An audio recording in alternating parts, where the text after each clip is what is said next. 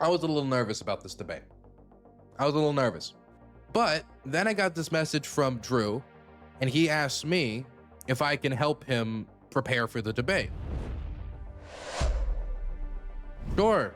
Like, I'll help anybody, like basically anybody, as long as it helps somebody give a more accurate portrayal of what's happening here, and, you know, fight against what I would say when we're talking about somebody like Alex Jones is probably going to be a lot of misinformation or disinformation about what's going on. And so about like 40 minutes before his debate with Alex Jones starts, he calls me up and he like quizzes me on a bunch of stuff for like 25 minutes. And I try to impart upon him as much information I can within 25 minutes, which really wasn't all that much. I think he really just wanted to hear some answers to some popular theories that he hadn't heard about or like any responses to before. For example, like the idea that Ukraine had these bioweapons labs that were going to target Russian DNA and stuff like that. And so I did my best to assuade, you know, those concerns and inform him the best I could. But there's only so much you can do in 25 minutes, and I haven't watched the debate yet, so I wanted to see how Drew did. He did say that he's supposed to be maybe going on. He was maybe supposed to go on Alex Jones's program again. I don't know when that's going to happen or if that's already happened, but I wanted to see how this conversation went, because apparently they were supposed to debate for an hour, and they only went for like 30 minutes. So let's go check it out. And I heard that a decent portion of it was also like ads and stuff. So maybe that, like the other half was like his like energy supplements. And that's what he meant by an hour, like 30% debate, 30% energy supplement. But anyway, let's watch. Drew Pavlou on X at Drew, Pavlou. We've got about 12 minutes to break. I'll give you about 8-9 minutes, and then I'll come back and respond to what you say. But I've been the same for 31 years. I'm for world peace. That's why I study geopolitics. And I noticed from your comments, it's all about stuff on the ground and, oh, you saw atrocities. That's war.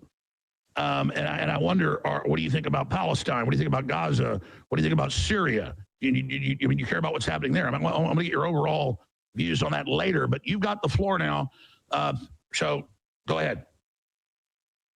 Listen, thank you, Mr. Jones, for having me on. I was surprised that you wanted to have me on, but I thank you for the opportunity. It's always good to have these sorts of discussions. I know you might think of me as a liberal. You might try and caricature me as a globalist. I want to quickly introduce myself to your viewers. Listen, I have been one of the loudest and most vocal opponents of the Chinese Communist Party in Australia, to the point that I literally had a kidnap plot against me by the Chinese government in 2022 in Australia. The Australian Federal Police literally informed me of that. They informed the Australian Senate of that fact. So I'm somebody who is fundamentally at my core, somebody who's anti-totalitarian, anti-communist. And my whole question to you is why you are on the side of the Russians when they are fighting under Soviet hammer and sickle flags in some of these areas. They are building up Stalin statues. They're building up Lenin statues in the occupied Ukrainian territories. The Ukrainian... I do think that him talking about the building of Stalin and Lenin statues in occupied territory, tying it to the symbology of totalitarian communism, that's not to say that the invading army is communist. The Russians are not communist, okay? But the politics of aesthetics matter a lot in these circles. And these symbols are more seen as like projections of Russian power than they are like symbols of like a modern communist state. But that type of stuff is going to play well in an audience like this. Blow up the Lenin statues. They blow up the statues of Stalin. Stalin, remember, killed millions upon millions of Ukrainians in a genocide, the Holodomor. They starved millions of Ukrainians to death. The Bolsheviks, this is what they did to the Ukrainians. This is why fundamentally the Ukrainians do not want to be part of Russia. For me, this is fundamentally a question of, do the Ukrainians have a right to have their own country, have their own national identity, to be separate from Russia? If you go to Putin's interview with Tucker Carlson continued to bring up the point of NATO expansion. He continued to try and direct the conversation towards NATO expansion. And if you watch that interview, which I watched 3 or 4 times, Putin, over and over and over again, kept on steering the conversation away from NATO expansion and instead talking about 1,000-year-old historic claims to Ukraine, talking about Ukraine basically being always part of the Russian Empire, saying that the Ukrainian language is basically a fake language, the Ukrainian nation is basically a fake nation. essentially saying that Ukraine is a fake country. It should become part of Russia. And so this is not really just a question of, oh, well, NATO expanded around Russia. It's not really just a question as well of, oh, here are some provinces in the east where they're always, the thing is about like NATO expansion. I mean, the follow-up question should always be, if NATO was not in Eastern Europe, would the Russians leave Eastern Europe alone? That should be the follow-up question. If the Russians thought there was no alliance structure pushing against them, counterbalancing them, that there was no effort of collective defense taken upon by the European powers, would the Russians stop expanding westward, which they, for the entirety of the existence of the Russian entity, Russia before when it was a Tsardom, Russia when it was part of the Soviet Union, and Russia today, it has never stopped trying to do. might be some conflict. I mean, even under Yeltsin, there was still the conflict in Moldova. No, this is fundamentally a case of Putin and the Russian elite not accepting Ukraine as an independent country. They'll never accept Ukraine as an independent country. I don't want war, Alex, Mr. Jones. I don't want war. If I had my way, I would have a ceasefire right now down the current lines of control. Of course, in my heart of hearts, I would love to see Ukraine be able to take back the Donbass and Crimea. I think these territories are legitimately Ukrainian. They're part of the Ukrainian nation. But I went to Ukraine 2 months ago. I know that the people in Ukraine want peace. They want peace as well. They want a ceasefire. I think that they're willing to accept that maybe Ukraine will never legally recognize these as legitimate Russian territory, but they're willing to accept right now a de facto line of control on the ground, freeze the conflict right now. I want to ask you, Mr. Jones, whether you're familiar with the peace proposal that Ukraine brought to the Russians in Istanbul. They are offering right now full and unconditional ceasefire in the sky, on land, and at sea as a necessary background for the peace negotiations. They're asking for the Ukrainian children who have been deported and kidnapped and taken to Russia to be raised as Russian. They're asking for those children to be returned. I think any human being with a heart would have to say that the Ukrainian children who've been taken from the occupied territories and transferred to Russia and they've disappeared into the Gulag system, they've disappeared. People don't know where these kids are. Anybody with a heart should have to say these kids need to be returned as part of a peace proposal, right? So listen, Mr. Jones, I'm not calling for total war against Russia. I don't want nuclear war with Russia. No one in their right mind wants this. What I would like, in my heart of hearts, I'd love to see Russia expelled from Crimea and the Donbass because I think they're Ukrainian territory. But listen, right now, if they could cease fire on the current lines of control, I think everybody in Ukraine would take that deal. Even Zelensky would take that deal. The Ukrainians are taking that deal to the Russians. They're saying, we will stop the war right now. Let's stop the war right now. Let's have no more attacks in the air. Listen, the other day when I called you out, Mr. Jones, this is the reason why. You were upset about the bombers that were blown up by the Ukrainians, the drones. And fair enough. Listen, I understand that the way you explain this, you say that you're wanting to avoid nuclear war, you want to avoid escalation. Okay, I understand this. This is the problem though, Mr. Jones. The day before that attack, the Russians launched the single largest drone strike the single largest attack against the Ukrainians in the entire 3.5-year war. 520 drones were launched against Ukraine. And these are sort of like the Iranian Shahed type drones. Iran is literally sending Russia the weapons. China's sending Russia the weapons. You know, I'm somebody who founded my whole political purpose on opposing the Chinese Communist Party. This is my question ultimately, and this would be my question. If China was bombing the United States, bombing its cities with its strategic bombers that could also carry atomic weapons, should we not disable those bombers on the runway, preventing both Chinese and American casualties? Should we not do that and just wait and just hope that every time they fire a missile at us, we can shoot down the arrow instead of having it slam into a hospital? No nation state, when given the opportunity to protect its people like the Ukrainians attempted to through the attacking of these aircraft, would do that. This isn't a standard you would hold up for any other nation, particularly not your own. And they're fully backing Russia. They're fully backing Russia. Russia today is basically a state that defines itself by hating the West. You've had Dugin on your show. Dugin talks about how much he hates the West. Dugin talks about how the West is responsible for all colonization and evil in the world. He says that the Anglo-Saxons are the most evil people in the world. They talk about, you've had Solovyov on your show. Solovyov talks about nuking London, talks about nuking America. These people really, really hate America. They really, really hate the West. And I would love to have peace right now. I'd love to have peace right now. Let's literally have a ceasefire right now on the current lines of control. Stop all air attacks. Russia, the day before Ukraine hit those bombers, Russia launched 520 missiles against the Ukrainians. 520 missiles against the Ukrainians. Dozens of people in Ukraine were killed. Well, it was drones, not missiles, but still. Kids were killed. Now, this was the hypocrisy that I was calling out, Mr. Jones. I just don't understand how it can be fair that you're reserving so much outrage and anger for the Ukrainians when they blow up Russian bomber jets. But I don't see that from you, Mr. Jones, when they are bombing the Ukrainians. I've been there, right? I was in Ukraine in March. I went to Dobropilya in the Donbass, just as an independent reporter. Nobody was. I literally could go right up to the. It's so bad there now. It's so bad in Dobropilya, and I've actually spent a lot of time in Dobropilya, and there's a lot of good people there.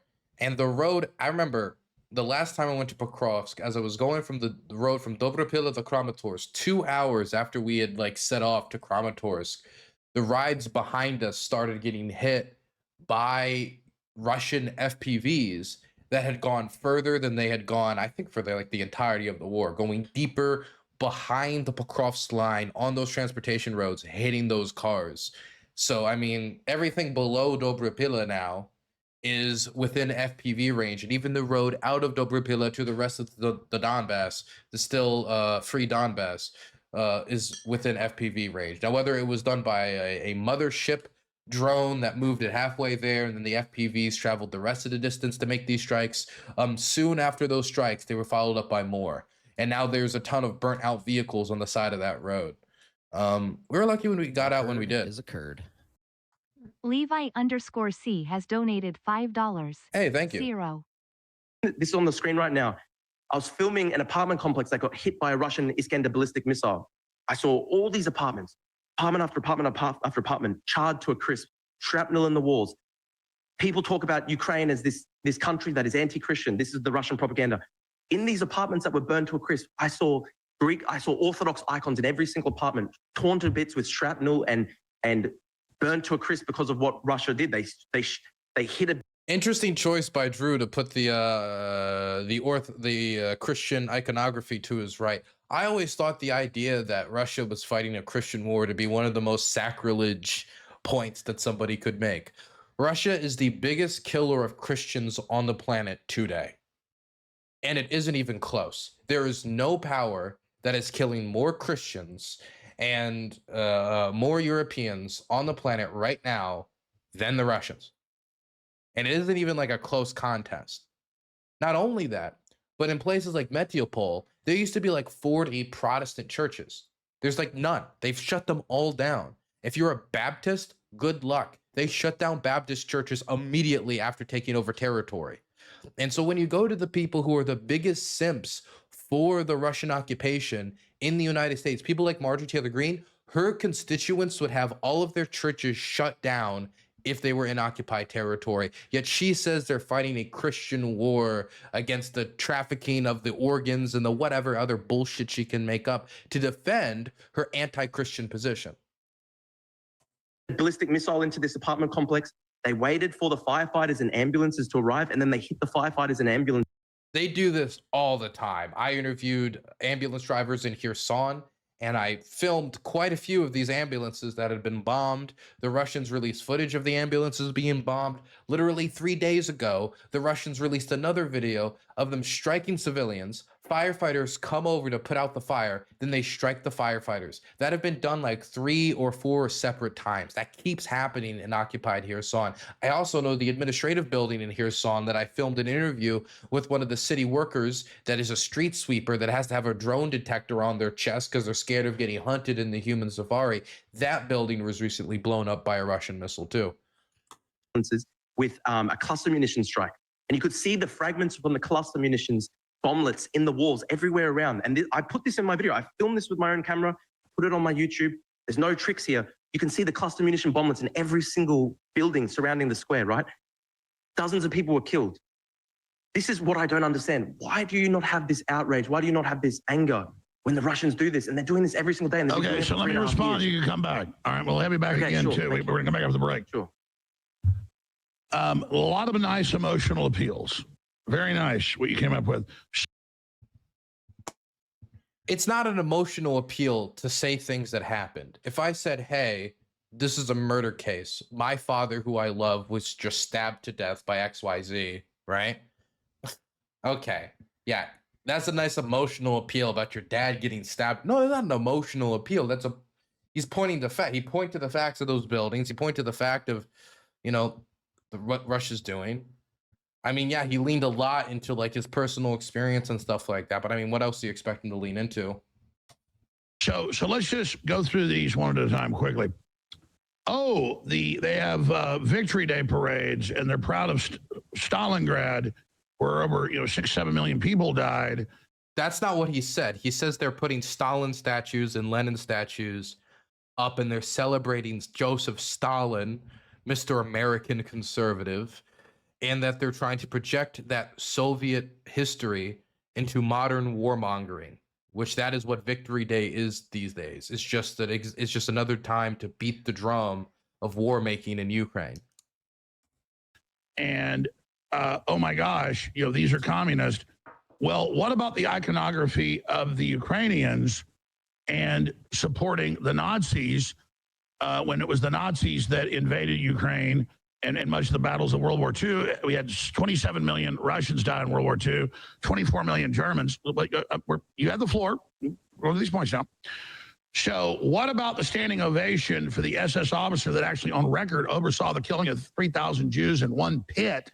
That was in Canada, not Ukraine. Known as the officer there.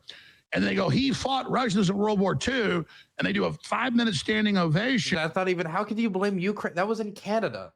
And also, I'm sorry, when people talk about like, oh, the Ukrainian supported the Nazis, let's be clear. If you look at Ukrainian war memorials around World War II across the country, they're almost in their entirety have to do with Soviet soldiers that died fighting the Nazi occupation. If you look at Ukrainian casualties from World War II, the vast majority, the vast majority was within the Soviet Red Army fighting against the Nazi invaders. That's just the fact. That's the truth. Millions upon millions upon millions. If you get into the Ukrainians that fought with the fascists, with the invaders, it's not in the millions. It's not even close. It's not even comparable. So, I mean, like, it's one thing to say that the Ukrainians have fascists that are in their armed forces, just like the Russians have fascists that are within their armed forces. But to be like, oh, the honoring of XYZ, President Zelensky, the president of Ukraine, he honored his ancestors that fought against that as well.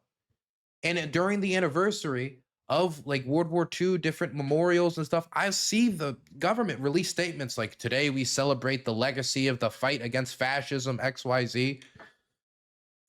Like, this war has nothing to do with Nazism. It has nothing to do with Nazism.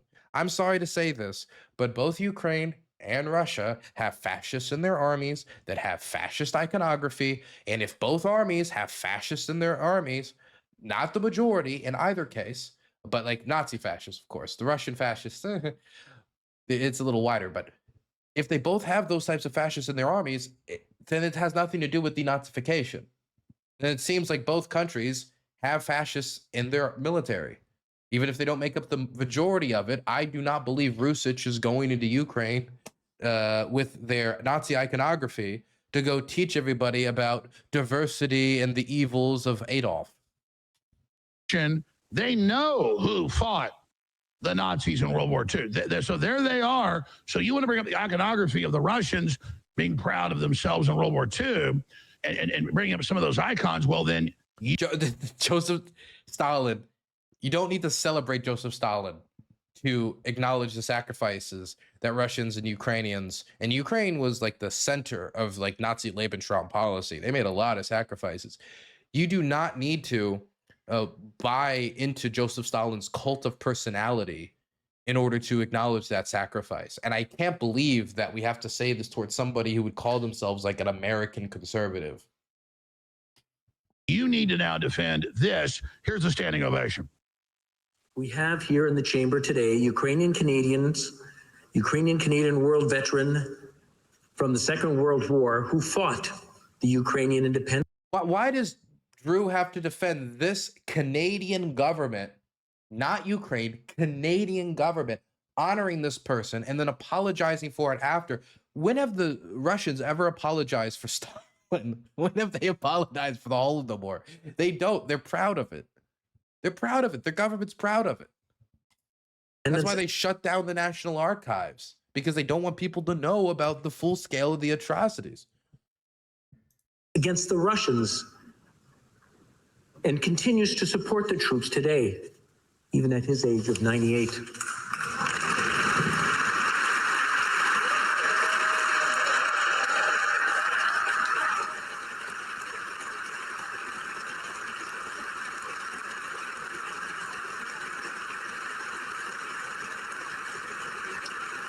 All right, this goes on for 5 minutes, but it's on record. Then write your notes, because you'll be able to come back and respond. But we're on a break, a minute and a half. You'll come back. When did any Russian ever step down for honoring Stalin? Respond. Then you say, oh, they use cluster bombs. Well, it's on record that NATO started using them first. You call it Ukraine. That's not on record. That's not on record at all. Then you say they were using cluster bombs since the very start of the war. Look at them hate the West. No, they hate the neoliberal, transhumanist West ideology that Americans hate as well, and is anti-Christian antithetically. No, they hate the West. I mean, if you talk about like Dugin's philosophy is start civil war in the United States, so then the United States power will decrease and then Russia can take advantage. That was Dugin's philosophy. It's not, they don't like American power challenging Russian power. It doesn't have to do with, wow, it's so gay in the West, or it's so this. They don't like that stuff either. But if America was as Christian, if it was led by President Mike Johnson with Vice President Mike Pence, okay, and they were like leading the country in prayer every weekend. By the way, Russia has tremendously low church attendance rates. If they, and we have much higher church attendance rates in the United States, actually. If we were to do that, as long as we were still challenging Russian power in Europe, none of that would matter. I mean, like, again, if you look at what they're doing to Christians in occupied territory, the lynching of Pentecostals back in 2014 by Russian forces, it has nothing to do with the defense of Christianity. Emotions about a bomb building, and so isn't it this like, oh, your emotions about a bomb building, now let me appeal that this is the defense of Christianity. Oh, and the Ukraine, let's associate them with the gays. That's as much of an appeal to emotion. I mean, at least an appeal to a burnt out building is emotion that matters. It's somebody's homes that's burnt out, and isn't you just freaking out about homosexuals. Oh, there's a picture of Jesus on the wall and a bullet hole in it. Putin just shot Jesus. That's emotion. Then you continue on, and the key, and we'll go to break and come back and respond to all this, so write it down. You said, oh, Putin doubled his attacks or increased them the week. See, I think that leading with, look at all these destroyed monuments, like Christian monuments in these homes, that's not how I would have opened. I would have opened up with Russia's shutting down churches. Russia's shutting down churches. Russia is shutting down churches because of the denomination, not because they're church has anything to do with waging war against their state, not because the church is being used to spy for the United States, not because these church has church leaders that are doing X, Y, and Z. No, they're shutting down Baptist churches because they see them as too tied to the United States and therefore inherently untrustworthy. Tell me how shutting down a church and arresting pastors is fighting for Christianity. Before this 18-month planned Operation Spiderweb was launched against their strategic trifecta. But we know in the month before, Ukraine doubled their attacks. And right before the attacks of the new Pearl Harbor. I hate the comparison to Pearl Harbor. Pearl Harbor was a sneak attack against the United States when we were not expecting it. And it was done completely dishonorably. To start an offensive war against America, where they did an offensive attack against us, a surprise attack, 3 years into a war, blowing up the bombers that were lit. You can look at the footage. They're loaded up with missiles. They're going to be used in the next few days to bomb Ukraine. What should they have done? Oh, I don't want to offend the Russians. Please bomb my city. Since when are conservative? I don't want to say Alex Jones represents such conservatives, but since when is Alex Jones such a limp wrist? We have on record, the German chancellor and the EU and NATO saying we're now authorizing long-range attacks. Then they happen days later. Those were approved long before, by the way. That's not a change in policy. Long-range strikes were, the Ukrainians have been doing that for years now. Alex Jones is relying on the ignorance of his viewers. Ukraine has been doing long-range drone strikes against Russia for like a year and a half, 2 years now. I mean, I remember seeing those drones hit ports over in the Caucasus like a year ago. So there's like no change in that policy. A real change in policy would be Germany provides Ukraine with long-range missiles like the Taurus, which they then use to do long-range strikes against Russian air bases. That would be a change. That hasn't happened. So you maybe, I don't think you're ignorant, you're smart. You know that on the eve of the peace deal and the month building up, Ukraine massively increased attacks. Zelensky, in his little cookie monster voice, his little dictator outfit, got up and said, we crushed him, Putin be dead soon, we hit Moscow every night, to mess up the peace deal. Then Putin responds back as he's about to escalate again. Why is he sucking their dick so solidly? Why is he like polishing their cock? I mean, I'm sorry. They were bombing Ukraine through the entirety of the negotiation process. They were advancing on Pokrovsk from the east. They're advancing on Konstantinivka now. I have people over there that are calling me about the emergency service workers trying to get civilians out of the city as the Russians continue to advance there. They're now crossing the border into the Sumy region, marching on villages like Bilopila and others that I visited. I've seen the reports of these civilian transport vehicles in Bilopila being hit by the Russians, killing 8 civilians in a bus, or when they killed the civilians in a bus in Kherson. Like, this isn't, he's talking about it as if the Russians for the last 140 days were sitting on their hands and they weren't actively engaging in offensive warfare. What Alex Jones wants is the Ukrainians to stop firing, the Russians storm their trenches, mow them down, and that's the only way the Ukrainians can show their peaceful intentions, by tying their hands behind their back as a much larger country invades them. This is pussy conservatism. This is limp-wristed conservatism. This is boot-looking conservatism. This is pathetic, and it's un-American. I don't know how else to describe it. It'd be one thing for Alex Jones to go out there and say, it ain't our business. That's a position that's been in Americana since our nation's inception, as we were debating whether or not we should get involved in the French Revolution, and that actually is what started the Alien Enemies Act, for anybody who's curious, or whether we should get involved in fighting the Barbary pilots. He isn't continuing that. He is right now servicing the deep state of a foreign government, Russia's deep state, doing their propaganda for them in the West. I saw the videos that Alex Jones published 2 days ago, accusing Ukraine of executing its own soldiers on the Pokrovsk front. I've seen enough POW executions. I can't believe I'm saying that out loud. I've seen enough POW executions to know a fake one from a real one. Okay, the muzzle flashes didn't make sense. There was no impacts from the bullet. The fact that the one dude got up and ran away, the dude took a knee, did nothing. It makes no sense. He is publishing Russian propaganda videos. If the Russians came out tomorrow and said, weapons of mass destruction, he would eat it up like it was nothing.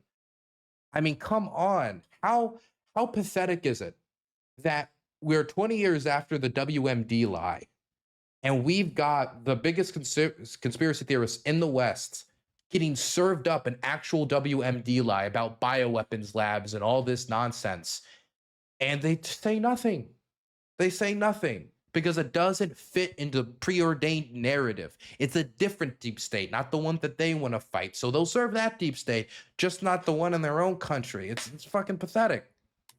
Told Trump today, and it's like, oh my God, and our media doesn't cover it to deceive people. We'll be right back. Stay with us. But I want to invite Drew Pavlou back on to do a whole hour and a half Friday, if he can do it, or we can do it sometime next week, so we can have a larger discussion, because there's so many points brought up here. I'd like him to respond back to my response, and he can bring up any points he wants, but just to talk about them putting back up Stalin and Lenin statues where they got cut down by the Ukrainian government in eastern Ukraine. as anybody that knows Ukrainian history should thank Lenin. Putin is upset about that. That's where Russia started 1,000 years ago, was in Ukraine, in Kiev. On record. Russia did not start 1,000 years ago in Ukraine. It didn't. He's talking about a totally different civilization.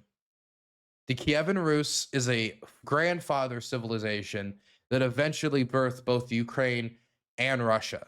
But these are two separate civilizations. These are two separate countries. These are two separate peoples. Like, I mean, Ukraine was partially controlled for a period of time by the Polish-Lithuanian Commonwealth, which had its own impact on its development of culture. When you go to places like Lviv or into Western Ukraine, the architecture is notably different than if you would go into Eastern Ukraine, where you're going to see a lot more of the brutalist style. It developed its own history since then. The Kievan Rus and Russia are not the same. It's something that Russia can trace its roots back to, just like the Ukrainians can. That doesn't make them the same. And as for the idea that the Ukrainians should thank Lenin, what the fuck did that come from? Dude, this is a conservative? Fake Alec Kyle Parker got a tier 3 subscription. I do this to fund Ukrainian propaganda. Go yellow and blue. I hope those are Ukraine's flag colors. I can't tell the diff between blue and purple. Colorblind support worldwide. Thank you for the tier 3 sub, Fake Alec Kyle Parker. Appreciate it. Long time support of the channel. Started 1,000 years ago, was in Ukraine, in Kiev. On record, Lenin's the one that gave it its own sovereignty and made it. Dude, this fucking bootleg ass history. Lenin gave Ukraine its sovereignty. For the record, Lenin invaded the Ukrainian People's Republic and conquered it as the Red Army did pogroms across the countryside.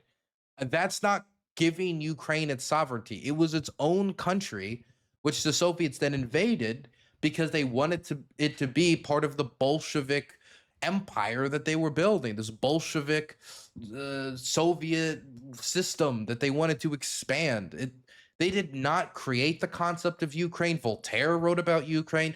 Taras Shevchenko, like Ukraine's most famous national poet, wrote about the want to be in a free Ukraine long before Lenin put his ass on the scene. Like, this is bootleg history that I assume some handler or some other person threw at him to just try to throw out. You can see he's reading something right now. You can see his eyes are down. He's trying to he's reciting something. He doesn't believe this. Fake Alec Kyle Parker gave Poigrester a tier 2 subscription. Hey. I'm staking my representative on Poigrester. Poigrester, you better not be a jerk face. Look at that. Look at that. We have less white names in chat. Blue Monkey still is a white name in chat. The beautiful, beautiful, oh so beautiful Blue Monkey. Why doesn't somebody get them out of the white name?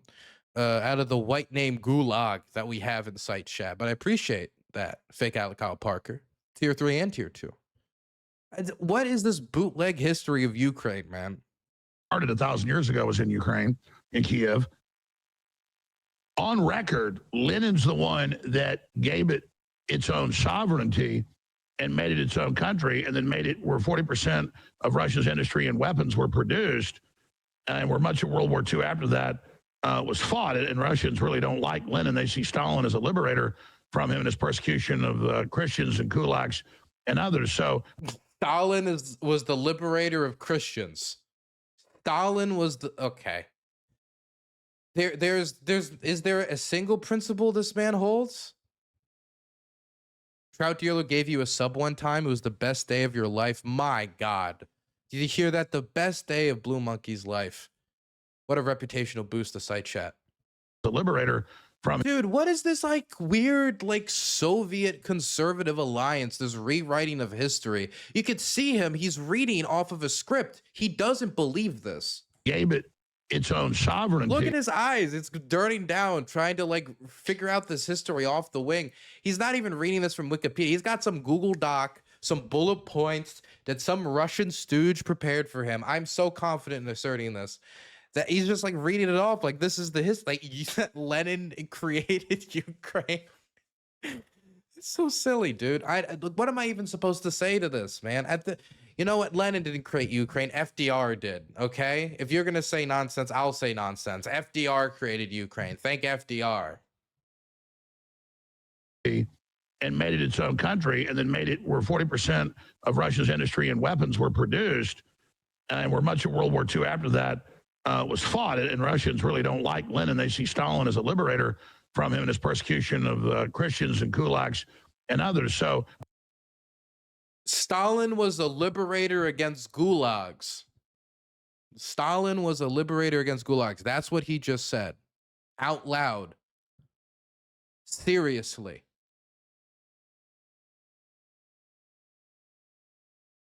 Yeah, this is the Sandy Hook guy. So it's the school shooter Soviet occurred. Alex Jones alliance. Fake Alec Kyle Parker gave Blue Monkey a tier 2 subscription. Dylan, how can I better get notified at streams because YouTube isn't notifying me of your streams? I mean it should be, there should be a notification bell. That's how it's supposed to work. That a notification bell, you click and then you're informed when I go live. If that's not working, then I really don't know. Discord usually doesn't miss. Danabos saying that in my Discord there's a channel that anytime I go live it sends out like a notification. Yeah, so that works too. Hey, looks like Blue Monkey got his sub finally. The sub they deserved. Thank you for giving a tier 2 sub to them, fake Kyle Parker. Didn't need to do that. You're really pulling out the extra weight today. Thank you. I don't know if you know all that history. You seem like a pretty smart guy. Also, He's so fucking ignorant. so the Ukrainians on record, government, the NATO folks, they park everything in these residential areas for that, and you can respond to that if you don't, if you disagree with that. But in a large, So it's not that Russia's bombing civilian areas. It's that Ukraine just puts all their military stuff in that children's hospital. Dude, when that children's hospital was hit, so many people went there to try to clear out the rubble and save whoever they could.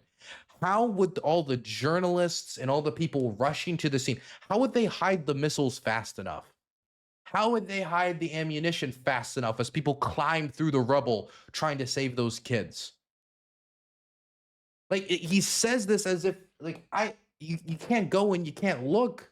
It's not to say that Russia hasn't struck military infrastructure. They have, but they've struck tons of civilian infrastructure that didn't have any military use to it whatsoever. You cannot tell me that that children's cancer ward was a secret SBU operations center, Alex. larger point, Ukraine has broken every discussion or peace deal that has been brought up, and you didn't. So I'd like you to respond to, or you can deny it if you want. It's on record. The Cookie Monster, as I call him, bragged about it. Zelensky, that they had increased aeronautical attacks with missiles, Increasing drone and drones. That they had increased aeronautical attacks with missiles and drones in the. Ukraine's not increasing drone missile attacks because they don't have the missiles to attack with. Ukraine has heavily invested into expanding its drone program because they don't have the missiles to use. He doesn't even know the weapons that are being used. This is somebody playing Modern Warfare 3 and then coming out and talking like a military expert. This is somebody who just figured out how to spell Russia and is now talking like he's an expert on Russian or Ukrainian history. This is sloppier than sloppy. And I mean, I didn't expect a lot from Alex, but can he not tell the truth? Does he physically recoil if the truth comes out of his mouth? Is that the problem? That is just, if he starts to say the truth, like his skin starts to burn, like he just walked into a church. That they had increased aeronautical. And again, like if Russia had stopped air attacks and they hadn't increased it for the entirety of the time, then maybe Ukraine wouldn't have done drone attacks in response. They didn't. You cannot expect a country defending themselves to tie their hands behind their back as a country invades them and openly says you don't have a right to exist. You don't have a right to speak your language. Your people are fake. You're just a fake people. We're going to conquer you and we're going to punish the enemy. Like, they want to take over Ukraine and kill the Ukrainian national idea. It is a nation literally fighting for its survival. And during these negotiations, which have been going on for 140 fucking days, and we've seen not a smidgen of progress, the civilian ceasefire was immediately that was agreed by the Russians, and Trump said they agreed to. They then came in public and said, what civilian ceasefire? We didn't agree to a civilian ceasefire. And then they kept striking civilian infrastructure or the energy ceasefire. They immediately violated. Has donated $10. My God. Have you considered Stalin liberated gulags after he finally took colloidal silver through the InfoWars store? If you go to InfoWarsStore.com and get Stalin's favorite supplemental, you can fight the kulaks just like he did. Here at the revolution, the home of this new communist revolution, Infowars.com, Infowars.com.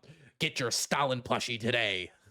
Attacks with missiles and drones in the month before this, and you know, to kill the peace deal.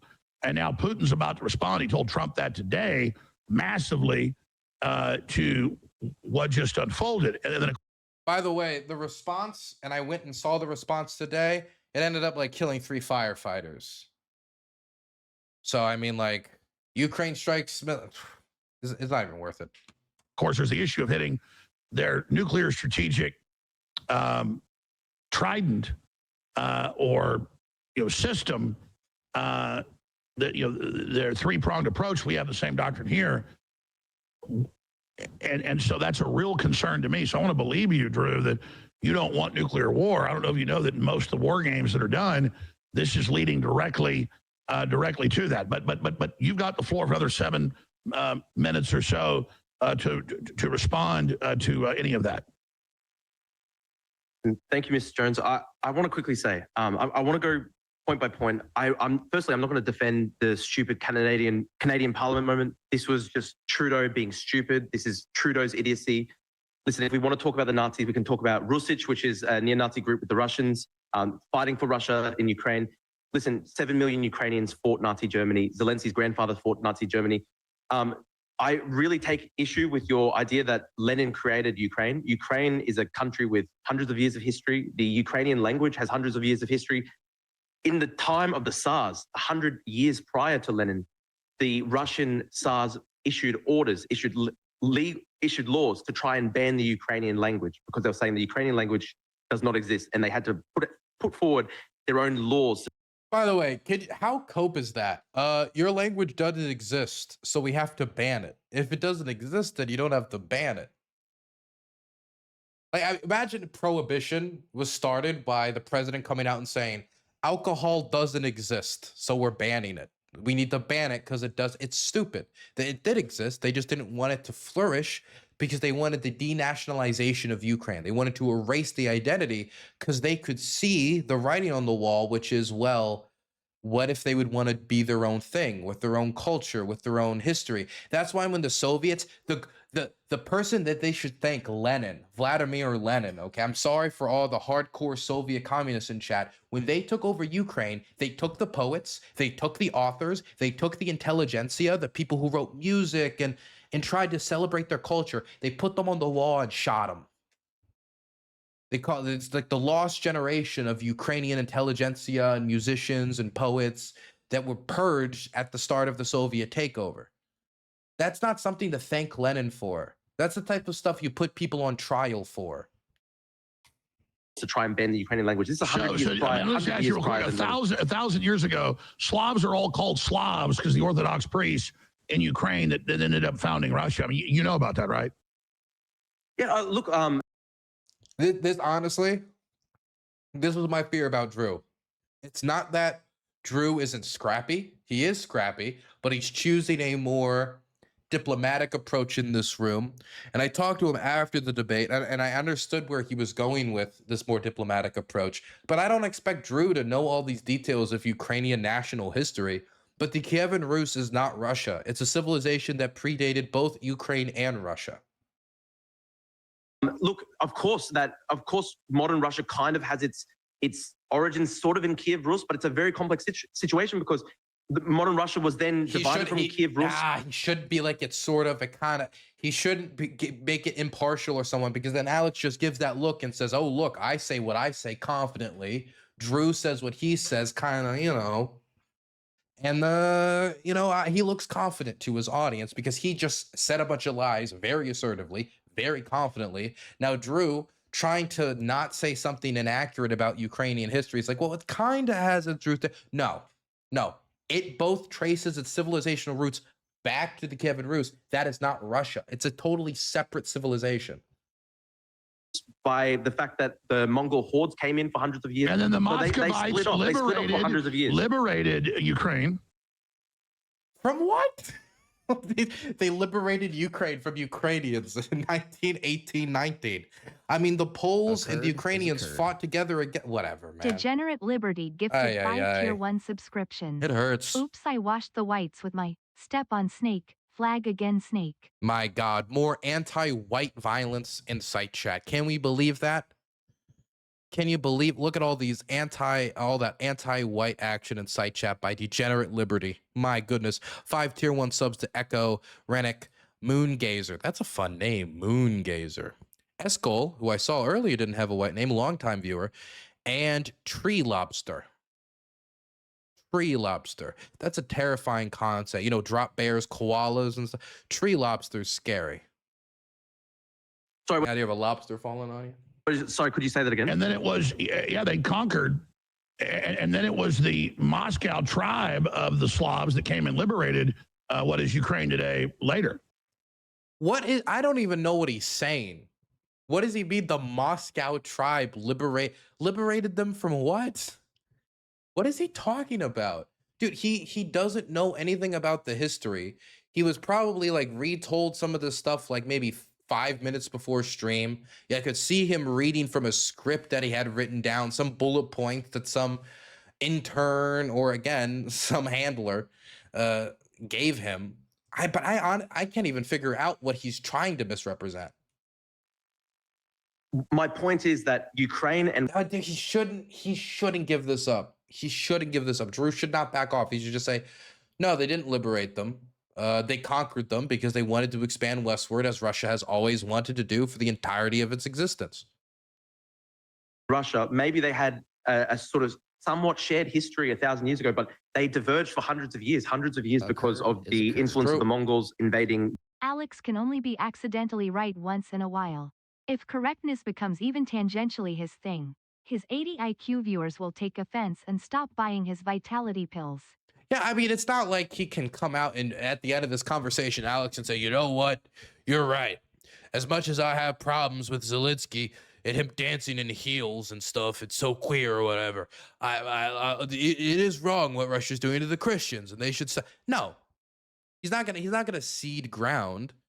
The best Drew can really hope for is maybe making his audience slightly less Ukrainophobic, or maybe like getting a clip to grow his own audience. He had to choose a pathway here, and I think he chose the former. Actually, no, we discussed it afterwards. He did choose the former. Thank you for the 100 Danish kroner. Russia, I mean, Ukraine developed its own identity. Ukraine developed its own language, its own peoplehood. And the fundamental question here is, do the Ukrainians want to be part of the Russian Empire? Tell me.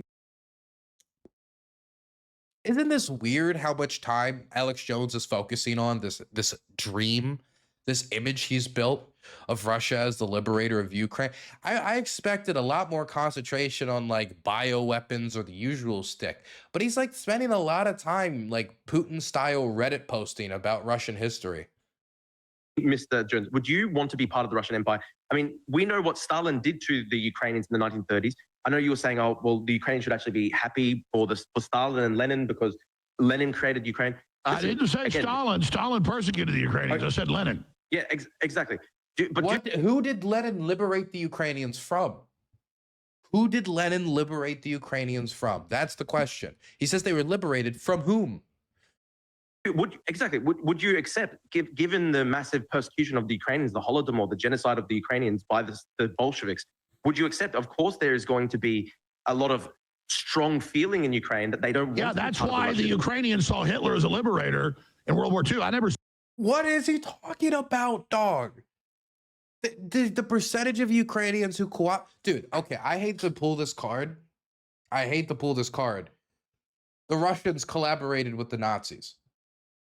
There was a Soviet general.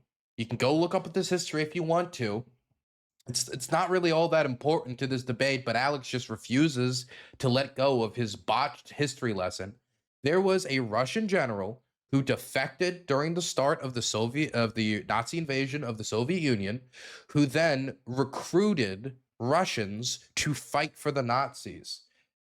I mean, I can't. One second, let me like look this up because this is like pretty known history. I forget what the army was called. I looked up Russian Nazi army and the first thing that came up was Rusich. That's good. That's good that that's the first thing that comes up. Thank you, Google.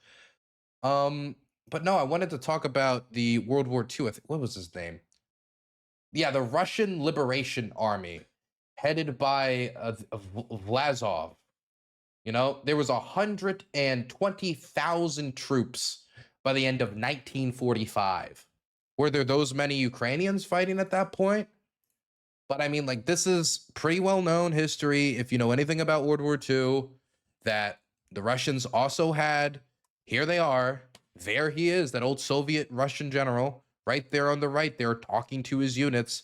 And his dream, Vlasov's dream, was to create a Russian-aligned Nazi state, was to convince the Nazis not to annihilate them all, but to create a fascist state in Russia to replace the Soviet government. 120,000 men. There were collaborators in Estonia, Latvia, Lithuania, Ukraine. There was collaborators all over Eastern Europe, and it wasn't. And like, while there was much more fighting against the Nazis' invasion, thank goodness, the reason why is not only because of the pre-existent fascists, but it was because the Soviets mistreated these people so much. Like when the Soviets, I wonder if you would call the Soviet invasion of Estonia, Latvia, and Lithuania, was that liberation? Was the executions and arrests that followed that, was that liberation? This is botched history. He doesn't know anything he's talking about, but if he just says it confident enough, and Drew doesn't have like this stuff like immediately on hand because he thought he was going to be talking about a modern war, it's not, you know, he's in a difficult position. No. 7 million Ukrainians fought for the Soviet Union in World War II. So you can't say that the Ukrainians all saw Hitler as a liberator. I didn't say that. That's just too big a claim. I mean, you take Freeland, you know, the Trudeau's vice leader. See what he's doing? He's like, well, I saw that one dude, he got applause in Canada, a totally separate country from, I'm sorry, one second. Let me just do some research quick. Let me go look this up. This is gonna be some difficult research. Let me figure this out. Oh gosh. What? Oh God. Let me call up all the research scientists I know. Boop, boop, boop, boop, boop, boop, boop. Oh my gosh. Breaking news. Canada over here. Ukraine over here. You Neanderthal. I mean, her grandfather was one of the head Nazis there. Listen, there was a tiny faction of Ukrainians that collaborated during World War II, but as I said, Zelensky was asked 2 years ago about the Azov battalions being their core forces and being. The Azov battalion is not their core forces. The Azov battalion is maybe 1% of the Ukrainian, 2% of the Ukrainian armed forces. Nazis, you said, yes, they live here too. Yes, they are. Oh, big deal. Cookie Monster. Listen. Why does he keep saying Cookie Monster? I don't know. He said this like 2 or 3 times when like Zelensky makes it say. He keeps saying Cookie Monster. Does he believe that Zelensky sounds like the Cookie Monster? Is that his? I have no clue. 7 million Ukrainians fought for the Soviet Union in World War II. Zelensky's own grandfather fought for the Soviets in World War II. So what do you say about the Azov battalions and all their Nazi rituals? Listen, Azov battalion was incorporated into the Ukrainian military many years back. They purged a lot of the more extremist Nazi elements. I don't agree with any far right stuff, but listen, at the end of the day, Russia has, you know, hardcore Nazi elements in its army. They've got the Rusich neo-Nazis in the army. Wagner, which was a massive force before the Prigozhin rebellion. Utkin, one of the lieutenants in that military, had SS tattoos on his collarbones. So there's this long history of neo-Nazism in the Russian in the Russian military. And listen, I want to go through. You said, oh well, you know, Dugin doesn't hate the West. He just hates, you know, the neoliberal, the New World Order, etc. Listen, like here's the sad truth of it. If America was invaded by China tomorrow, We would mobilize every single soldier, every single person we could. And if they were racist, if they were homophobic, if they were fascist, our government would not care at all. Our government would mobilize them because the main goal of any government is national survival.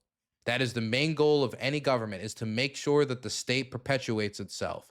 And so they're going to push every single person they can, despite any problematic history. There'll be a Proud Boy unit. There'll be some militiamen. There'll be all sorts of stuff. There'll probably be anarchists. There's anarchists in the Ukrainian armed forces. There are Antifa units in the Ukrainian armed forces.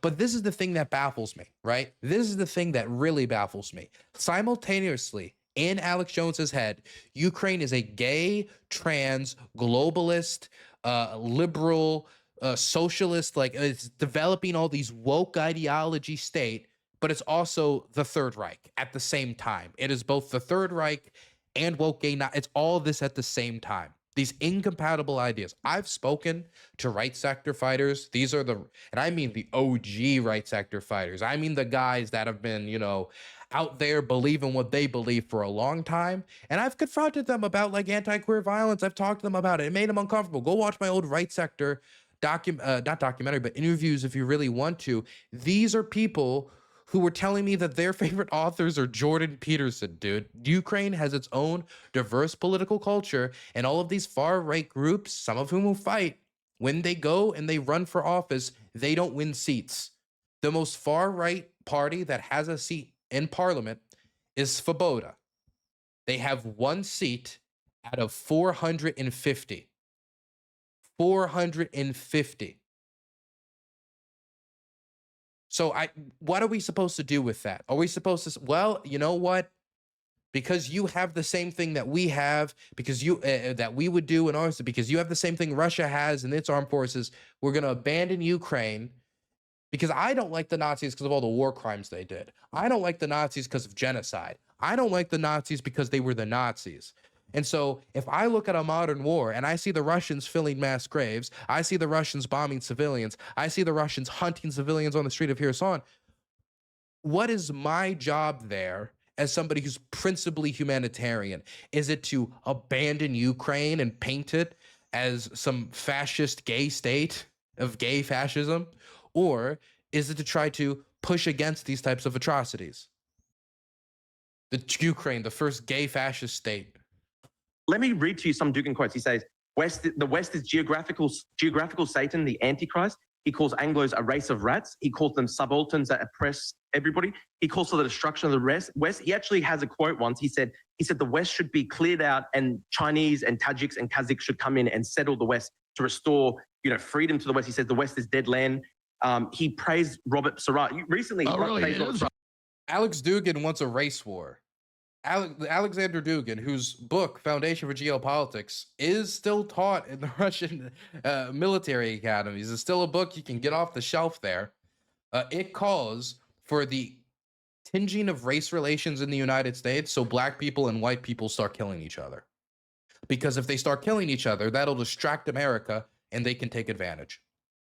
This is not like, I'm not saying that that's what every single Russian believes, but I am saying if that happened tomorrow, the Russians would be one of the main beneficiaries. Oh, you're reading quotes there. It sounds like you're reading like sections. No. These are literally his quotes. Is he denying Alexander Dugin? You just read his book. He's published his ideas for everyone to read. They've been out for like over 30 years. You can get Russians, Alexander Dugin's book, Foundation for Geopolitics, online right now. I would advise you don't pay for it. I don't think you should give the guy a dime, but I mean, it's publicly available information. If you don't want to read the book, I did a video about it on my main channel going through Alexander Dugin's book, talking about what he wanted. He wanted an empire spanning from northern China into the heart of Europe and into Central Asia. I did research. No, I mean, I read his book, so I didn't see that exactly. Bullshit. He didn't read his books. If you read his books, then you know it would be true. It's in his book, his premier book, his like Bible. Alexander Dugin's Bible of his philosophy as one of the lead. I don't want to say he's not a man of extreme influence within the Russian government, but he is a leading fascist philosopher. He actively calls for race war in the United States.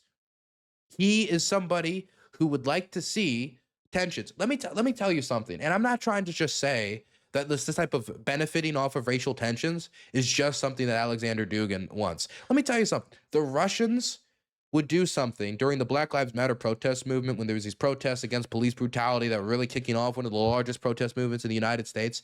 What the Russians would do with the Internet Research Agency, which was led by everybody's favorite Wagner warlord, Shoigu Gerasimov, the guy. Well, he was planning and operating protests so that he would organize a protest, a Black Lives Matter protest in an area, and then he would organize a Blue Lives Matter protest right next to it, with the hope that once people show up to both of these protests, even though nobody knows who's organizing them, they just see on social media, oh, there's a protest there, that they'll see each other, get angry, fight, and then increase racial tensions. That was the intention. That is something that the Russian government was spending resources to do within our country. He's mainly in his book. He's mainly against the new Atlantis in the British Empire and Francis Bacon. Why, if he read the book and he's explicitly excluding this information, then he's choosing to serve, again, a Russian deep state over the interests of Americans who don't want to shoot each other. Can I ask you a question, right? Would you accept that in his book that, the manual that was very popular in Russia, the Russian military, etc., he actually says all of Ukraine except for Western Ukraine should be annexed and occupied by Russia. This is what in his book he says Ukraine should not exist. It's not a legitimate entity. All of Ukraine should be occupied by Russia. Do you think his? I read the book. Does that sound like NATO part of Russia? My point is, I see that. Why is he dodging the question? He's dodged basically every question that Drew has thrown at him so far. Russian claim. You can argue it both ways. It's mainly a Catholic Orthodox split. What do you mean you can argue it both ways? It's its own independent country. It's been going on for 1,000 years. But let's just go back here for a minute. Okay, I'm not debating there's been beefs on all these sides, and that Russia's done stuff with the Poles and all the rest of it. What I'm saying to you is that, do you understand everybody else's perspective? We don't want to be in a nuclear war over NATO using... There's a complete pivot away. He doesn't want to acknowledge it. If you got into the details of Dugin's writings, he would have to talk about the race war. He would have to talk about these things. He doesn't want to talk about these things. He said he's read the book and he's choosing to pivot away from it. Again, he's serving a foreign government over the United States. That is what he's doing right now. Sorry, it's very unpatriotic of Alex. These divisions to try to weaken and bring down Russia. And the deputy head of the EU Commission said 2 months ago, we want to use this to bankrupt Russia and break Russia up. They don't want to. The European Union is terrified of Russia breaking up. I'm sorry to burst everyone's bubble, but I believe that Europe and the United States have always been soft-handed when it comes to the idea of Russia ever not existing. That Russia breaking up and its different states of different ethnicities from all across the country, like the Tuvans and all these Asian peoples that have made up Russia, breaking off, creating their own things, that terrifies the West. When the Soviet Union collapsed, they wanted Russia to stay together because they were terrified of a giant civil war in a country like Russia where they have so many atomic weapons. And so they'd rather Russia be a stable state, largely united, so that they could maintain their nuclear arsenal and not have some world-ending type incident occur. This is part of the reason why the Budapest Memorandum made Ukraine give up its atomic weapons and its bombers to Russia at Bill Clinton's request. And the promise we made is that, don't worry, nobody's going to infringe upon your sovereignty. We'll come to your help if anything happens. Russians promised the same thing. And then Russia used the bombers that Ukraine gave them to bomb them. Listen, I'm not sure what exact quote or fact check you have on breaking up Russia. Apparently that EU quote. But listen, so you don't think Soros said we're going to break up Russia and I'll be the czar of Russia? No, I don't think Soros is. No, I don't think Soros said that. No, I don't even need to check. I don't need to Google that. I don't need to look that up. No, I don't think George Soros said he's going to break up Russia and then become the czar. By the way, even if I was to believe that, that doesn't. Why would you break up Russia and then become the czar? Wouldn't you become the czar and not break up Russia to hold the power? That doesn't make much sense. It's like, I want to become CEO of Google, but first we have to break up Google. Okay, well, wouldn't that get rid of all my influence? Then what does being CEO of Google matter anymore if I just broke up Google? It doesn't even make sense on its face. Has anything to do with this man. Soros's NGOs aren't involved in Ukraine or anything. I think Soros is a very marginal figure. I mean, how many billions of dollars has Russia spent he's trying the to State Department front. Come on. I mean, Soros is all over the place trying to ban free speech. What do you make of Zelensky being a dictator? Is Zelensky a dictator? I want to ask you. I'm interested. You've got Max Blumenthal on the thing here. Are you aware Max Blumenthal is literally a communist? Like, by the way, if you look at the comment she says Russia's defeat is not a bad thing because, it could really change society. And then she says, if it breaks into smaller countries, that's not necessarily bad, right? That isn't saying our goal is to divide Russia into smaller countries and presumably to plunder. Look at this forward conclusion. Well, number one, they're saying, their goal is to divide the country, not what they said. And then making the assumption that it's to plunder Russia. Again, most European leaders and the United States is terrified of a Russian breakup for the same reason that they made Ukraine give them their atomic arsenal before. They're scared of warring warlords across Russia with tiny atomic arsenals, using them against each other or possibly foreign countries, or them selling those atomic weapons to terror groups or any sort of. There's a million different ways that something could go wrong, which is why they're scared of it. They're scared of the uncertainty. He's a full-blown communist. He's a far-left communist. I'm just interested. Well, let's move on from who posted it. There's the clip of the EU foreign policy chief and on the commission announces the West goal is to divide Russia into smaller countries and use. That's not what she said. You can read the text. There's subtitles down there. You can read it. This war to bankrupt them. It's what she says. So will you respond to what she? No, you said you didn't know they said that. Let's talk about primary. I'll go and watch that later. I'll tell you what. I'll go and watch that later. Let's do this. We won't. Hey, find it where it's not Max Blumenthal. I want you to respond to what she's saying. Sure. Listen, this is. Can I say something? I think it's very disingenuous to focus on one European leader's statement when you've got literally statement after statement after statement. Like, for example, have you seen Medvedev's? This is another Twitter knuckle dragger, by the way. Want to break up Russia? Can I ask you, right? Are you familiar with what Medvedev has been saying? He said, why are they reading the summarizations of the quote and not just playing the quote? They could just play the quote. He says, a new idea for Ukraine has emerged from the North Atlantic office. Ukraine will be able to join NATO if it just gives up the disputed territories, but the entirety of Ukraine is a disputed territory. This is what Medvedev says. He says the entire Ukrainian identity should be crushed. You've got quotes like, do you know who Gubarov is, for example? He's the guy who founded the Donetsk People's Republic puppet statelet in the Donbass. He actually has a quote. This is actually a quote he had. He said, we don't care if we have to kill 5 million Ukrainians or exterminate all of them. Anybody who sees themselves as Ukrainian, not Russian, we will kill. This was his quote, right? This is what the Russians say. This is what literally leaders in the Russian military say. I'm not debating. There's a lot of bad blood, and I know about those quotes. Bad blood. We will kill them all. That's some bad blood. Okay. And I know the media plays the bad cop and Putin plays the good cop. I get all that. What I'm saying, Putin plays the good cop. To you is, Americans don't want to pay $300 billion for this war, and I think Trump should leave NATO.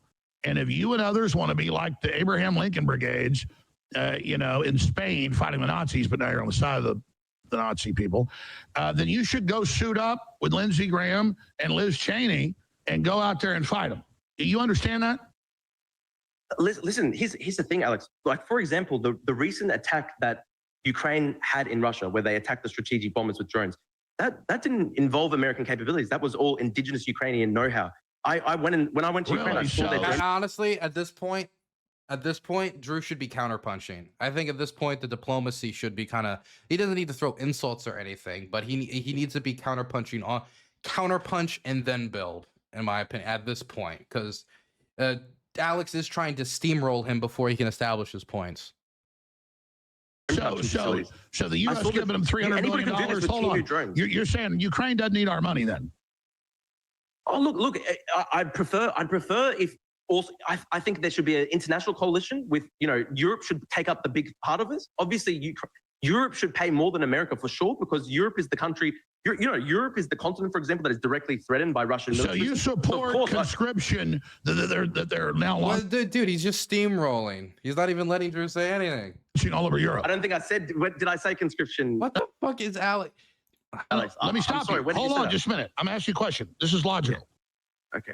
Germany's preparing conscription. 5 countries have launched it, including women. They say it's a 30-year war. They will break up Russia. That's the official policy. That's the business. It's not the official pot, dude. He lives in his own little Tom Clancy novel. plan of the defense ministers. I can pull it all up, and the finance ministers. And so there's massive conscription going on. They're feeding people into meat grinders just to try to expend Russian arms production, which is 3-1 against Europe. And I'm asking you, is there conscription in Ukraine? And is Europe bringing back conscription for the war you just Lord Bebo is another Russian propagandist, by the way, that video he just posted.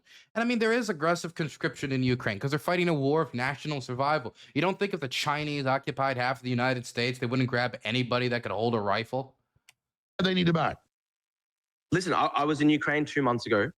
There's this big narrative that, for example, Tucker Carlson runs with, where he basically says that, there are no young men left in Ukraine. Everybody's been rounded up. Listen, every single place I went to probably about 10 different cities, 10 different towns across Ukraine over 3-4 week period. I saw young men walking everywhere, unmolested by any street police. People sign up for the national draft. But for example, did you know, for example, there's a major source of tension between the United States and Zelensky? Okay, I get it. There's no conscription, even though it's massive and on record. I'll ask you a question. You never answer questions. Let's go back. Is Zelensky a dictator? Did he ban his political opposition? And is there conscription in Ukraine? Okay. Did, for example, Churchill ban Oswald Mosley and the British National Union of Fascists during World War II? Did that make Churchill We banned the Silver Legion in the United States and the German-American Bund. a dictator in World War II? No, he still had elections. Any country that's facing existential invasion. Elections here. Any country. Wait, he slipped up.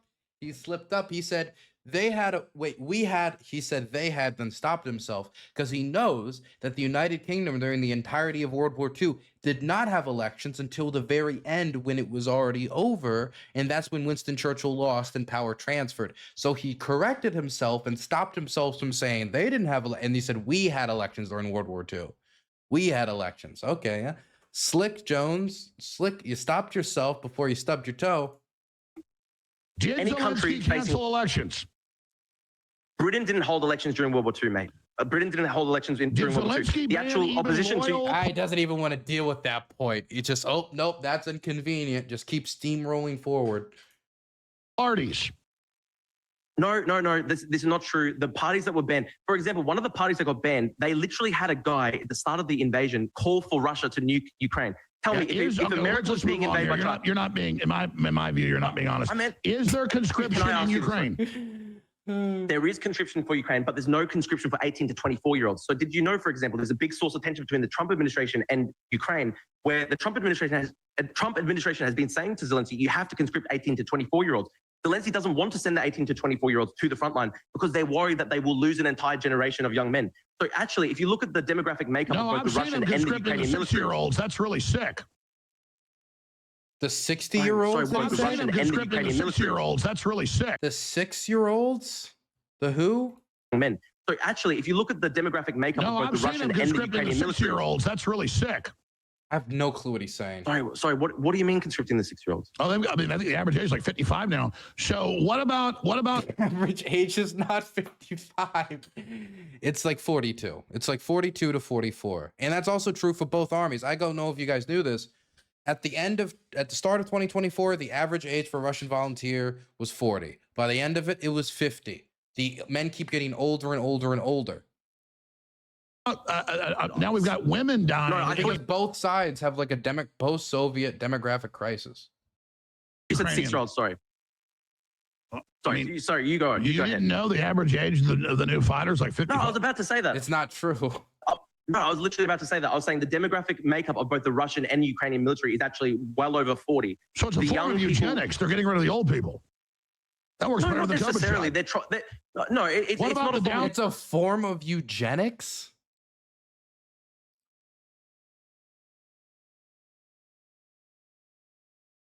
Dude, this war is like, it means nothing to him. All this death means nothing to him. The threat of atomic war means nothing to him. It's all just a meme. It's all just a meme. What do you mean it's a form of eugenics? If it was a form of eugenics, wouldn't they start with the young people and not the people who are already past childbearing age? You know, once you're like 60 years old, like he said, you're usually not having many more kids. Why wouldn't they concentrate on the 18 to 24-year-olds if the purpose was to eugenics the Ukrainians? Syndrome guy, how's he doing? Listen. I can't verify that. I have no idea about whether that's even a real video. As you would know, in war, people make up fake videos all the time. But listen, Mr. Jones, tell me, if America was being invaded, knows because he retweets most of them. would you support conscription? Would you think that people who avoided conscription were, betraying the nation? If America was literally being invaded right now, like surely, at what we point? are being invaded. Don't ask him that. That's a question where he's actually going to have some introspection. The only way he can respond to that is to pivot. Betraying the nation. If America was literally being invaded right now, like surely, at what we point are being do you invaded think by that the Ukrainians can UN defend and by themselves? the globalist system, the same ones encircling Russia. See, he can't respond to that. He can't respond to the idea of America's existence itself was threatened. Should we conscript people? So instead of answering it, well, we're already being invaded. So he doesn't have to answer it because he's a coward. He's cowardly. He doesn't want to engage with these difficult moral questions. He wants a simple narrative that he can package and sell to his audience so he can push more supplements. Sorry, say that again. The same globalists flooding Europe with Islamicists and all the rest of it are the ones doing that to me. So I have the same enemies as Russia. Can I ask you this? Good to know that Alex Jones' enemy is Baptist Christians. I had no clue that he had such a crusade to, against the Baptist community, but you learn more every day. What do you have to say about the fact that this is a verified fact? Belarus, Lukashenko in Belarus is a puppet state of basically the Russians. He's been flying over Iraqi men from Iraq.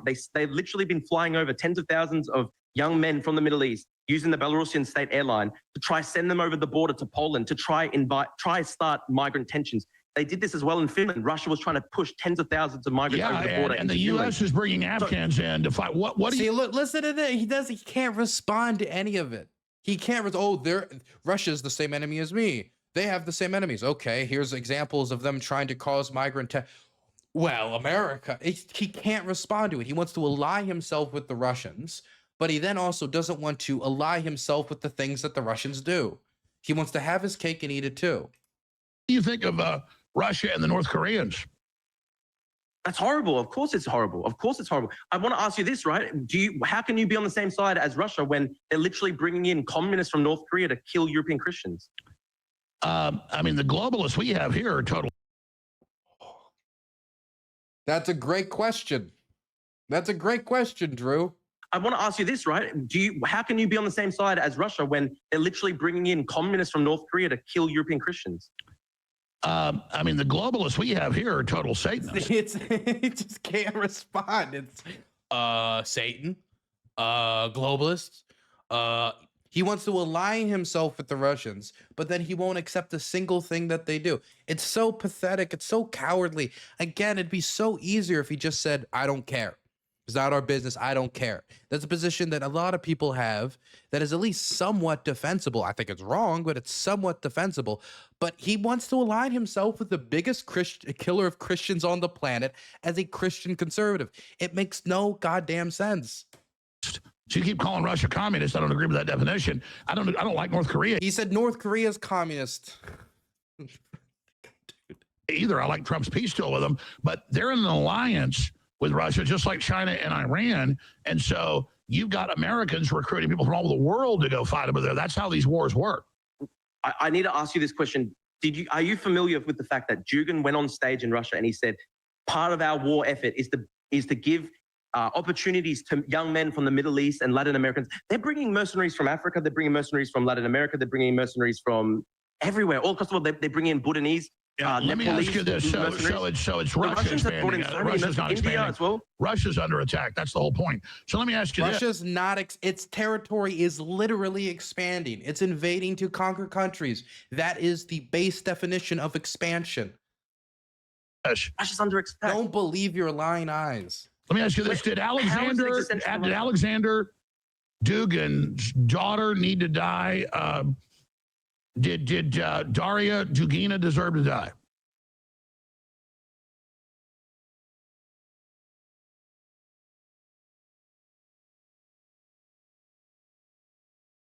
Occurred is occurred.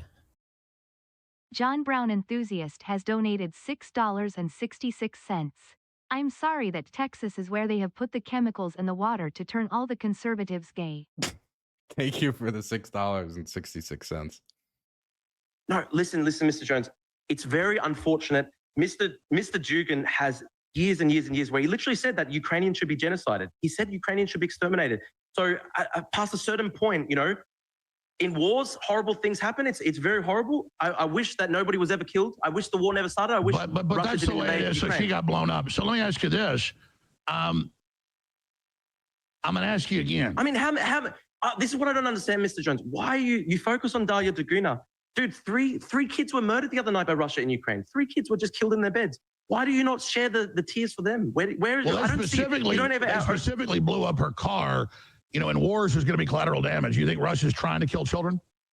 Yes, I do. Oh, really? Okay, Then why aren't they using artillery and just roll in and flatten all the cities then? They're doing this. There are cities in the east of Ukraine that have been bulldozed to the ground. Do you think Bakhmut even exists anymore? Some of these cities don't even exist give anymore. the population. Well, you know what, Victor? He immediately says, why haven't they flattened cities? They have. Where did he think that was going to go? There's tons of cities that have been flattened. Popasna doesn't exist. And not only does Popasna no longer exist, after they conquered it, the Russians literally said, we're just not even going to bother rebuilding it because it's so destroyed. They're actually wiping entire communities off the face of the planet. Gone. And you're questioning if they flattened cities? Have you seen what occupied Ukraine looks like? What's left of Toretsk? What's left of Volchansk? What's left of any of these places that have become frontline cities? Boots said, I was in Pokrovsk like 3 weeks ago, man. They are flattening the city piece by piece. People are being buried in their front yards because the risk of trying to evacuate the dead bodies is so high. They've been pulverized. He said that the Russians are getting ready. Let me give you a little bit of information. He said if Ukraine doesn't make a peace deal soon, as Trump has said as well, they're going to come in out of Belarus. They're going to encircle Kiev. They're going to give the civilians a week or so to leave. And then they're going to flatten it. So what do you think of that? I mean, that sounds genocidal to me. Are you going to accept that? Of course not. Of course. What do you think of Israel flattening Gaza? Oh, listen. I think unfortunately the war has involved so much suffering, and I wish the war would end. Of course, Hamas unfortunately started that war, and they think of the U.S. bombing Dresden in World War II? Well, bombing Dresden and Is there any conflict that Alex Jones is on the side of the United States? I mean, America deserves critique of invasion of Iraq, right?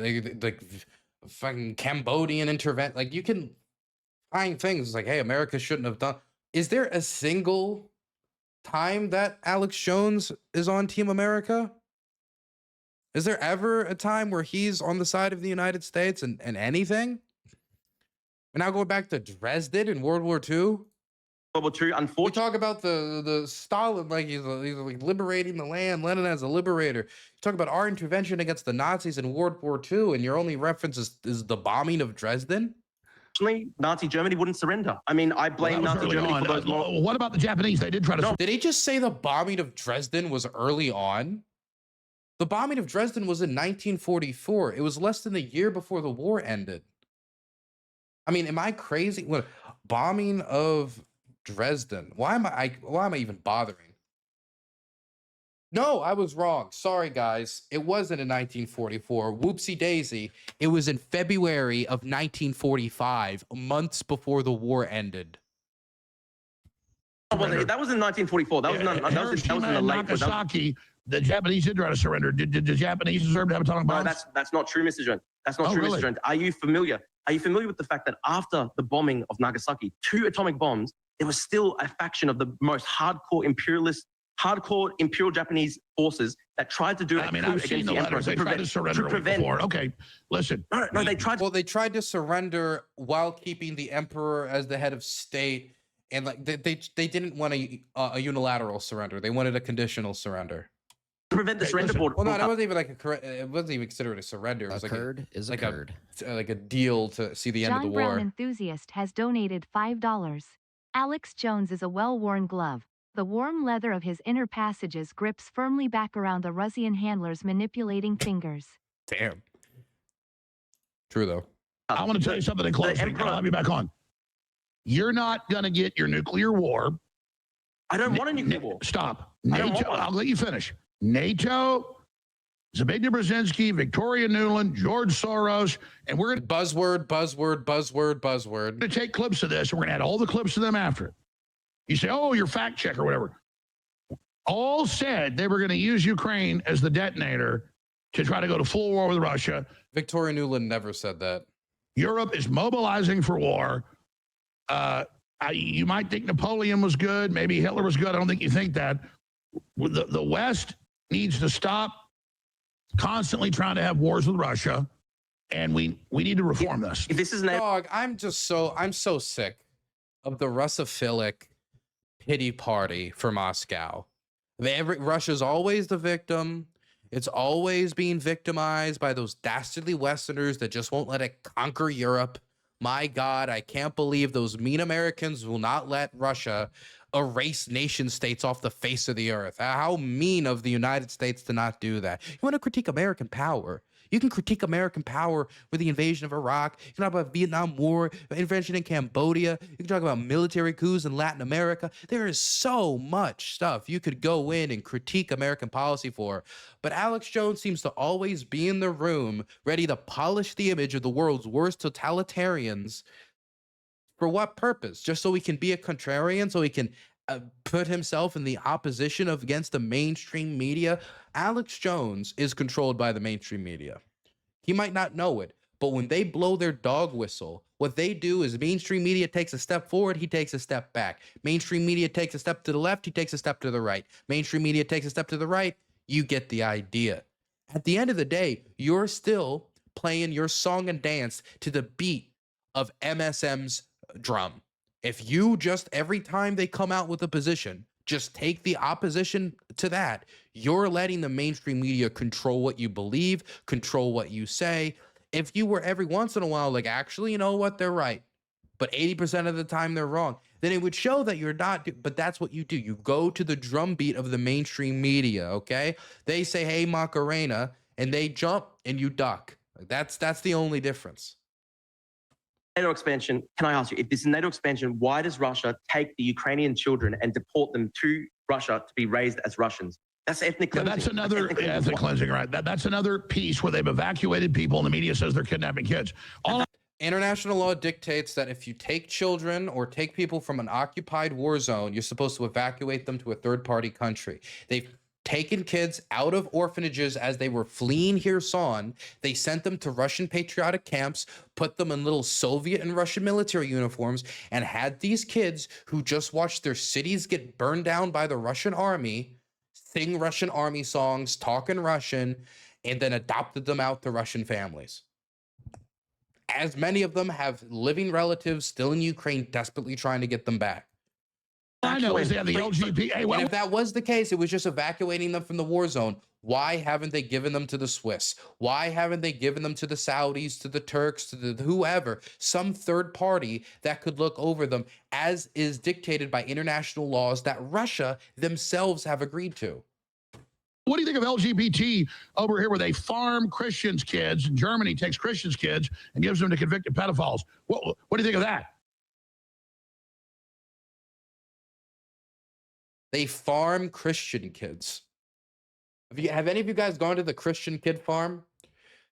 I went there on a few occasions. I fed them out of my hand. They like to eat the oat out of your hand and they neigh. And what do you mean Christian kid farm? Mr. Jones, There are literally thousands, tens of thousands of Ukrainian kids that are being kidnapped and deported right now. And you're just saying, oh, well, what about the West? What about the West? No. Why can't you just say this is wrong? Why can't you just say straight up, it's No, wrong I mean, that Russia you took said a these whole kids and bunch they of should stuff return that them? isn't true. It's a war zone. But they've taken these kids, though. Do you think that every single What do you kid that think was about transported Ukraine to being Russia the wants to be world there? headquarters for organ harvesting and child human sex slavery trafficking? It isn't. There's trafficking in Ukraine like there's trafficking in many other countries, but Alex Jones is currently defending child trafficking on air. The guy, you know, we got to fight against the globalists, the adrenochrome, and all this. And here he is fighting to defend with every tooth and nail that he has on his body child trafficking. They're trafficking children right now, Mr. Jones. They're trafficking the Ukrainian Russians children are. to Russia. The Russians are That's why the trafficking Ukrainian Russians children 15 out years of ago Ukraine. banned sending us orphans, saying they were getting raped. And now we know they were. What about the million kidnapped kids in America brought them to the Democrats? Why don't you care about children? Listen, no, you're saying that you care about children when you're literally ignoring the fact that Russia is deporting tens of thousands of kids, kidnapping them. They can't, they've been separated from their families. Some of these kids don't even, you know, they've been deported into a fucking gulag. Why would you have a bunch of accept talking points? You want to come on Friday? We'll do it again, but I want to do a Spaces where we talk maybe 30 minutes and then take commenters and people on Spaces. All right, I'm out of time. Drew. So Alex Jones seems set on defending the Russian model, seems set on defending the Russian war effort, saying that, you know, Ukrainian territorial sovereignty is just like a debate. You know, whether they get to be a country or not be a country, you could have either side of the debate. Yeah, I mean, Alex Jones is all of the worst things he accuses everybody else of.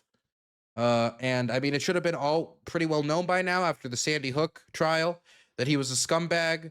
But not only is he a scumbag, but the movements that he has tried to make himself the flagship on, the defense of kids, the defense of Christianity, these are all hollow. It's all hollow. It's all about supplements. It's all about Alex Jones's bottom dollar, and he'll serve Moscow before America if it means he gets to sell you one more shitty supplement.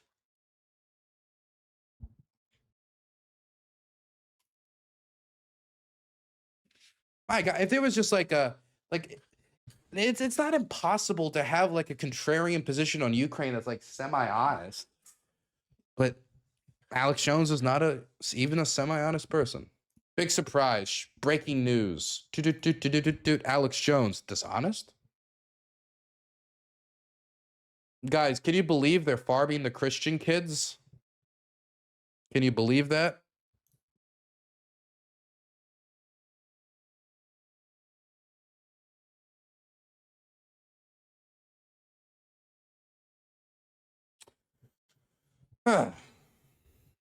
Well, I think that's just about it. It's difficult to take Alex Jones seriously. You can't really. But his message reaches hundreds of thousands to millions of people. So some people do take him seriously. How do you think Drew did? I think he did better in the first half. I think the last half, Alex started to steamroll him and not let him speak. At a certain point, I think Drew needs to counterfire more. And there was certain information about like Soviet and Ukrainian history he was a little lacking on. At some point, he's got to show a little bit more bite. And I think counterpunching with like a few like Alex Jones, why are you serving you're serving the interests of a foreign deep state? You're serving the interests of the deep state. Like, you got to fight him on, you got to go into his turf and fight him, right? And that means you need to go in there with his terminology. Why are you so in favor of Russian cancel culture? So, I mean, I don't know. I give him like a C. Maybe a C plus. I think that's, but this is, you're going on Alex's platform. So ultimately, like, he's the one who gets to control what like images are shown. Like, he's not going to be showing any of like Drew's links. He's just pretending that, you know, Dugin's books don't have the quotes that they have in them. So it's pretty gross. It's pretty gross, but you know, this is the battlefield you've chosen to fight on.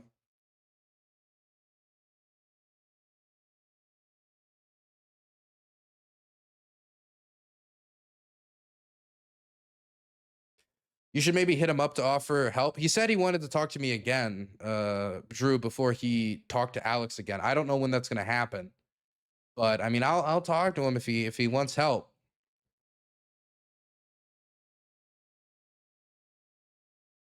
But I think that like Drew needs to really concentrate his offensive on weak points. He needs to concentrate on the suppression of Christianity. He needs to concentrate on the fact that Russia's not a particularly like faithful country to begin with. He needs to concentrate on, you know, Lenin did not liberate Ukraine. Ukraine already existed as a country. Lenin conquered it and then killed its intelligentsia, killed its poets and book authors and A XYZ. curd is a curd. He needs to fight him Use in a this to save those poor Christian kids from those farms. Thank you. I appreciate the $10. I'll make sure those Christian kids get all the oats that they can stomach. They'll get every oat they can get. But I think Drew needs to fight him in a phone box. Wherever he finds Alex Jones is lacking knowledge, and when Alex tries to pivot away, he needs to get in a phone box and not let go and fight him there. Instead of allowing him to pivot away to like when he says, hey, these kids are being trafficked. Well, 1 million kids gay trafficking to the sex Christian farm. Like, no, bring it back. Bring it back. Say like, look, I don't know anything about your Christian farm or kid farm or whether it's free range or not, okay? And then bring it back. Don't entertain his delusion.